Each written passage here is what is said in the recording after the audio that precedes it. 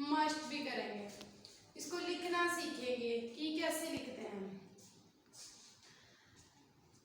सबसे पहले ये क्या लिखा हुआ है, अलिफ। अलिफ से अनार, अलिफ से अनार। आगे क्या है, बे, बे से बकरी, बे से बिल्ली। ये क्या है, पे, पे से पतंग, पे से पपीता। आगे क्या है, ते, ते से तितली, ते से तितली, ते से ताला।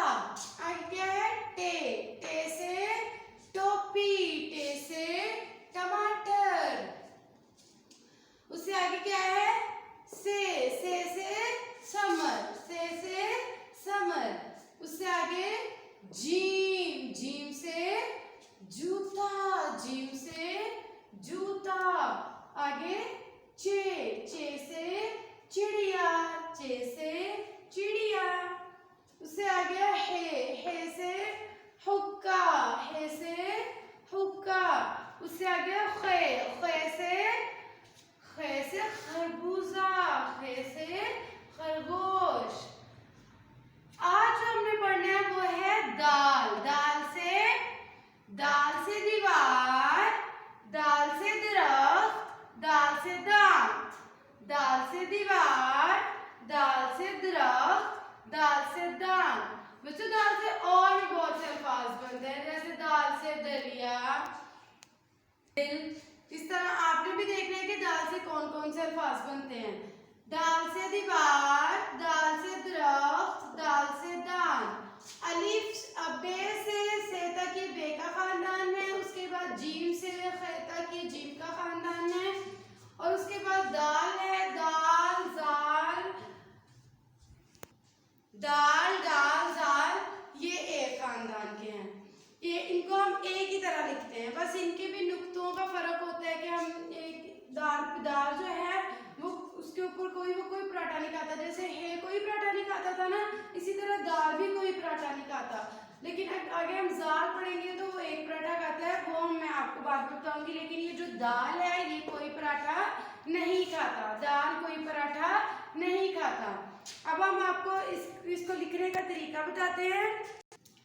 नर्सरी क्लास, आज हमारा जो मकसद है वो ये है कि हरफ दाल की पढ़ाई और इसको लिखने की मशक। आपको हरफ दाल लिखना आ जाए और इससे अल्फाज बनाने आ जाए।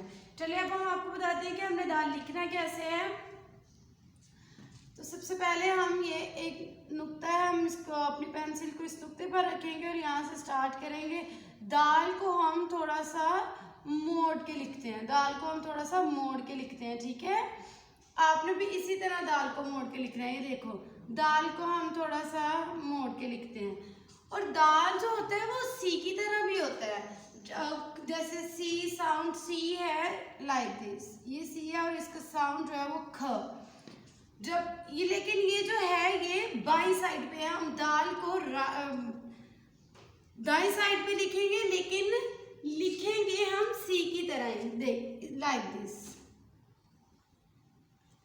देखो लग ये सी रहा है, लेकिन ये कौन सी साइड पे है, ये दाई साइड पे है। लेकिन सी का मुंह जो है वो बाएं साइड पे होता है। सी की बैली जो बाएं साइड पे होती है, लेकिन दाल की बैली जो है वो, दाल की जो बैली होती है वो दाएं साइड पे होती है। मतलब दाल का पेट जो है वो दाएं साइड पे है और ख का पेट जो है वो बाएं साइड पे है। लेकिन इनको लिखने का तरीका एक ही है, ये बहुत आसान है। आप इसकी बार बार प्रैक्टिस करना, इसको लिखना सीखना और आपको इंशाल्लाह बहुत जल्दी लिखना आ जाएगा। और आप इससे दाल से अल्फाज भी बनाना इंशाल्लाह। आप और भी ज़्यादा दाल से अल्फाज बनाएंगे, जैसे हमने आज दाल से दीवार, दरख्त और दांत पढ़ा है।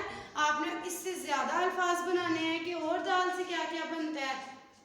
हरफ दाल की पढ़ाई और लिखाई की मशक और उर्दू की अमली किताब सफ़ा नंबर 14 पर दिया गया काम मुकम्मल करना है और दाल को उर्दू की कॉपी में भी लिखना है, ठीक है।